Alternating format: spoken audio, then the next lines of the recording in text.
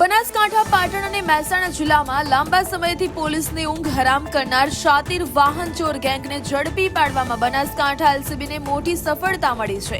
Range IG Parikshita Rathod અને SP પ્રશાંત સુબેના માર્ગદર્શન હેઠળ પીઆઈ એવી દેસાઈની ટીમે 100થી વધુ સીસીટીવી ફૂટેજ અને ટેકનિકલ સર્વેલન્સના આધારે નરેશ ખેર, કિરણસિંહ વાઘેલા અને મોતીભાઈ રબારી નામના 3 આરોપીઓને દબોચી લીધા છે.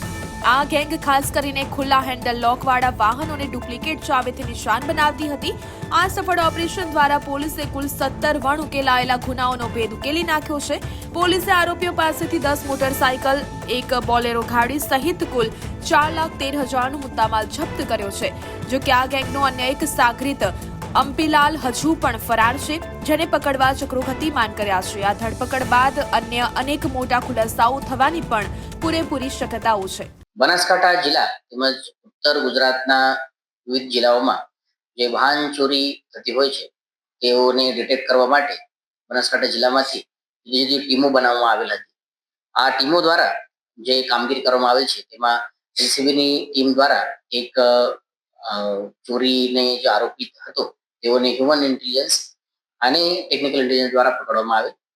તેમાંથી તેઓ સાથે જે કામ કરતા હતા અન્ય એવા 3 આરોપીઓને પકડવામાં આવે. એક આરોપીઓનું નામ ખુલેલ છે.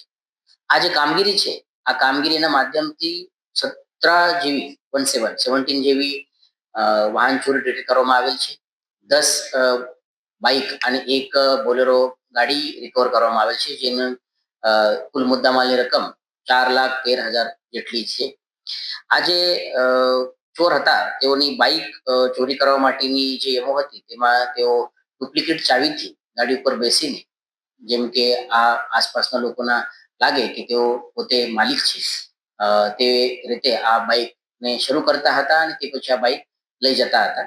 આ તમામ જે બાઇક રિકવર કરવામાં આવે છે અને જે ગુના દાખલ થયેલ છે 17, તેમાં 14 જેટલા બનાસકાંઠા જિલ્લાના છે, એક પાટણ જિલ્લાના છે અને 2 મહેસાણા જિલ્લાના છે.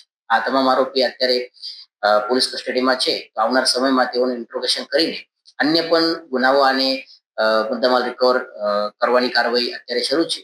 અને આ તમામ ગુનેગારો ઉત્તર ગુજરાતના જુદા જુદા જિલ્લામાં એક્ટિવ હતા અને વાહન ચોરી કરીને અન્ય જગ્યા ઉપર આ વાહન લઈ જતા હતા.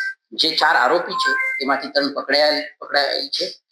જે પકડાયેલ છે તેમાંથી 2 આરોપી બનાસકાંઠા જિલ્લાના છે અને એક આરોપી રાજસ્થાનના છે. એક રાજસ્થાનના હજુ આરોપી પકડવાનું બાકી છે, તે આવનાર સમયમાં પકડવામાં આવશે.